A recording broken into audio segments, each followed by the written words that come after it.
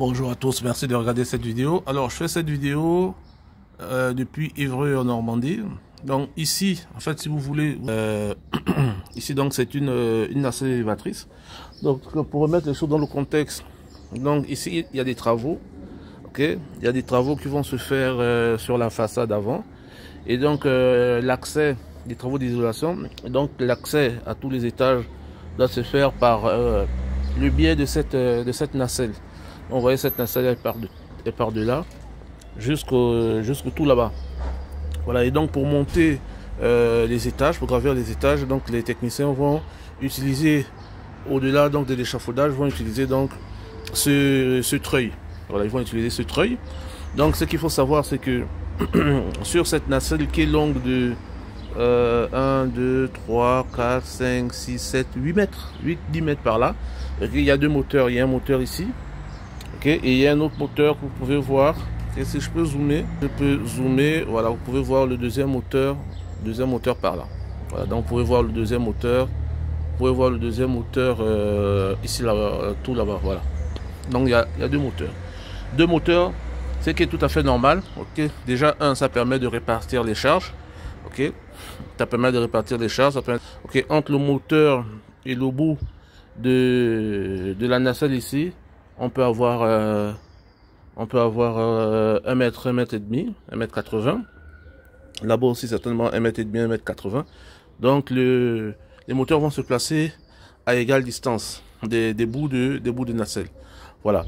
Mais c'est pas ça le plus important. Le plus important c'est de savoir un peu, de regarder déjà le moteur et puis de quoi il est composé. À vue d'œil, ici on peut voir quoi? On peut voir déjà un câble d'alimentation. Voilà, donc vous avez le câble d'alimentation qui est enroulé là. Voilà, vous avez le câble d'alimentation. Voilà, donc c'est ce câble d'alimentation qui est pris à partir de, il est pris donc à partir de ce coffret électrique ici. Voilà, donc vous avez un coffret électrique qui est là, couvert de jaune. Ok, il y a donc des boutons de mise en marche et d'arrêt. Voilà, donc l'alimentation électrique va arriver par le biais de cette prise Harting. Vous vous souvenez qu'on avait déjà parlé des prises Harting. Donc pour ceux qui ne se souviennent pas, je vous conseille de repartir regarder les anciennes vidéos. Ok, donc prise Harting ici. Ok, une fois qu'on a la prise Harting, ok, on va rentrer donc dans le boîtier électrique ici. Là c'est un boîtier électrique. Ok, et donc à l'intérieur on va avoir les différentes connexions. Ok, les différentes connexions, les différents branchements du moteur. Et ensuite on quittera donc le boîtier Harting pour le moteur.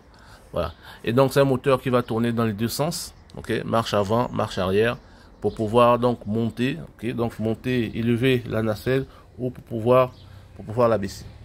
Voilà, et donc les deux moteurs, donc ce moteur qu'on a vu ici, que vous voyez ici, et le deuxième qui est sur ma gauche là-bas, vont fonctionner en même temps. Voilà, vont fonctionner en même temps. Il y aura une synchronisation, pas une synchronisation, mais c'est des moteurs qui seront montés. Le montage sera fait en parallèle, okay, de telle sorte que les deux moteurs fonctionnent exactement en même temps. Voilà, donc pour tout ce qui est câblage électrique, ce sera dans l'armoire électrique qui est là, le petit coffret électrique. Donc les contacteurs marche avant, marche arrière seront faits à partir de là. Voilà. Après, la question c'est, on a deux moteurs, est-ce que on a 4 contacteurs? 2 pour la marche avant pour chacun des moteurs, et 2 pour la marche arrière pour chacun des moteurs. Bon, je pense qu'on doit en avoir 4. Parce que quand je regarde un peu l'envergure du coffret, il n'est pas si petit que ça. Donc je pense que dedans on doit avoir minimum 4 contacteurs. Ok, on doit avoir 4 contacteurs, peut-être un petit transfo. Voilà, c'est un coffret, c'est du 220. Parce que je vois une prise électrique, donc l'arrivée du courant électrique c'est du 220. Voilà. Je pense pas que ça peut être ça puisse être du 380. Non, ça doit être du 220. Voilà. Donc les moteurs vont monter, descendre, vont fonctionner, ok, au gré des besoins du technicien. Donc cette partie que vous voyez ici, c'est le tambour, ok, autour duquel s'enroule le câble. Voilà. Le câble c'est celui-là. Vous pouvez voir le câble ici. Voilà, vous pouvez voir le câble, c'est un câble en acier, hein, tressé. Et Voilà. Donc je suis pas expert, mais il m'a l'air assez solide. Voilà. Donc il va s'enrouler ou se dérouler en fonction de si on veut monter ou si on veut descendre. Ensuite, j'ai l'impression que c'est assez simple. C'est juste un moteur et un axe sur lequel est monté le tambour. Voilà. Après, est-ce qu'il y a d'autres choses dedans? Il faudra regarder la documentation. Est-ce qu'il y a un frein? Est-ce qu'il y a un frein à l'intérieur? Est-ce qu'il y a un embrayage?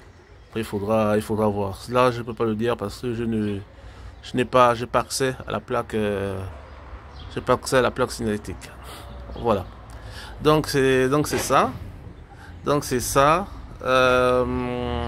Ça c'est bien fait en matière de maintenance. Je pense que les techniciens vont vérifier au quotidien la solidité donc des fixations, hein, que c'est bien fixé. Ok. On vérifie la solidité des fixations. On vérifier l'état donc du câble électrique, puisque le câble électrique est attaché tout au long des parois métalliques donc de la nacelle. Donc s'assurer que sur les parois ici, hein, le câble n'est pas blessé. Okay, le câble n'est pas blessé, le câble n'est pas endommagé. Et en matière de risque, tous les risques afférents, s'assurer bien que le sol ici il est dégagé. C'est-à-dire, comme vous pouvez voir, vous avez des gants, vous avez des casques, vous avez un peu de tout par là. Ok. Donc s'assurer que tout ça est bien vide, tout ça est bien dégagé pour laisser les gens circuler. Voilà, qu'il n'y ait pas d'accident. Donc le moteur, le premier moteur ici, les câbles d'entraînement, ok.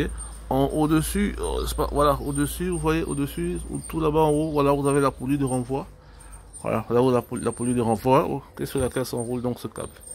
Voilà donc ce que j'avais pour vous. Ok. J'avais déjà parlé de quelque chose comme ça sur le pont roulant. Ce sera exactement la même chose. Voilà. Sauf que bon, ici il y aura pas de capteur parce que tout se fait au visuel. Ok.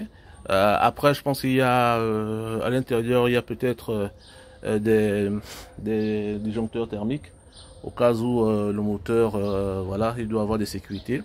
Ok, je sais pas, il faut voir.